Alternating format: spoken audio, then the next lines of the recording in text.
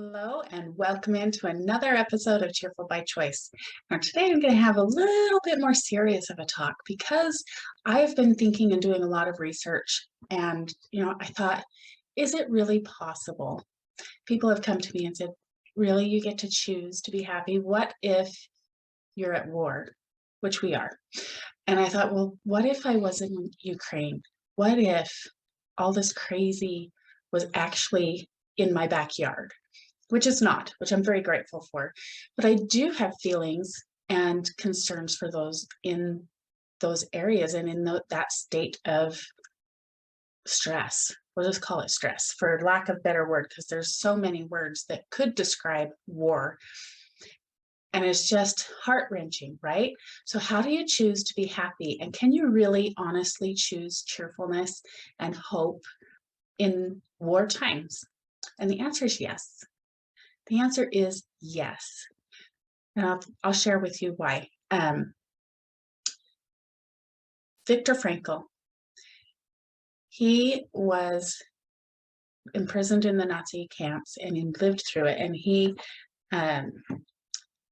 said, oh, sorry, I'm getting a little emotional about it. I'll give you more background first too. Being cheerful by choice and choosing to be happy has an element of hope, right? It's not ignoring the feelings. It's embracing and accepting that we have those feelings, moving through them, and finding a way to choose to be happy anyway. So Viktor Frankl, he says, everything can be taken from a man, but one thing, the last of the human freedoms, to choose one's attitude in any given set of circumstances, to choose one's own way. Now here's a man, he's in the Nazi camps. He's being abused beyond abuse and watching people commit suicide next to him and just give up because they don't have a meaning or a purpose in life, and they don't know how to deal with this extreme being in war. And he survived that by choosing how he responded. Another quote for you. This isn't Viktor Frankl. This is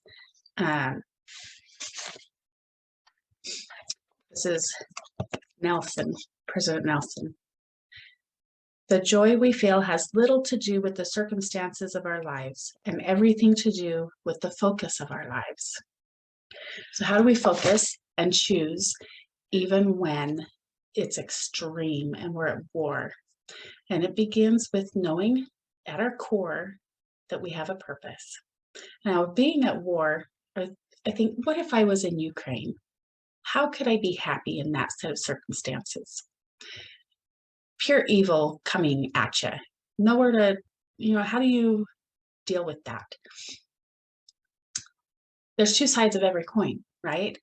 Even though, yes, that's horrible, there's also a show of kindness and compassion and mercy and miracles from other people who are in that situation. Neighbors pull together.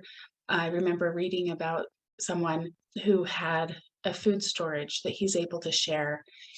And these little things, the small and simple things, being able to share a can of soup with the neighbor, that having gratitude for that can help us to be happy in any circumstance. Focusing on those kinds of things while still being, aware and compassionate at the same time. We don't have to let fear take over completely. We can still choose what we focus on in any sort of set of circumstances and find those things to be grateful for. Find those little things. And I remember there's a story from a couple of girls who are in the Nazi German, the camps, and they were complaining about having fleas because they would bite them and they would hurt them and whatever. But then they found out if you could be grateful for everything, right?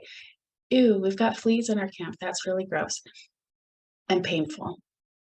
But because they had the fleas, the soldiers avoided their tent, beat them less, didn't rape them, and they got like this bad thing was actually a good thing. It was protecting them and helping them.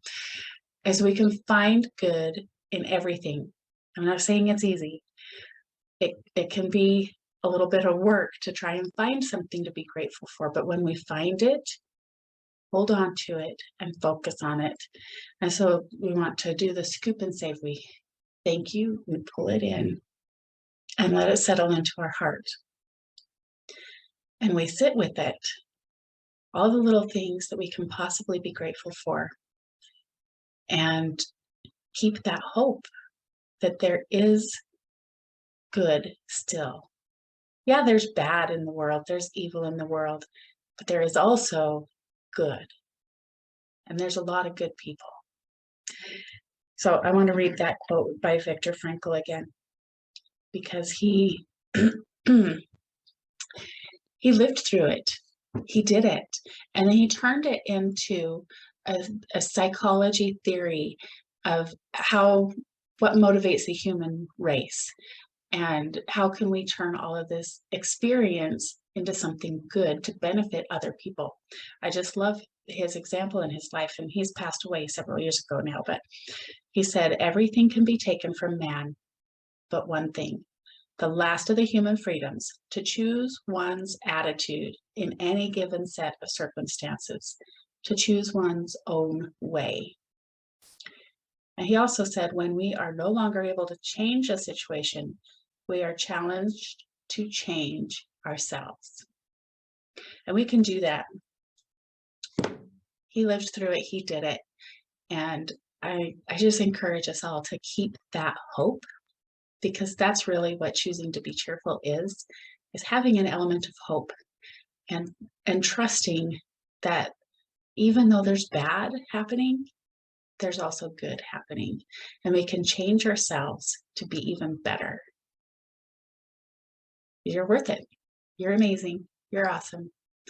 Don't give up. You got this. All right, I'll see you next time. Thanks.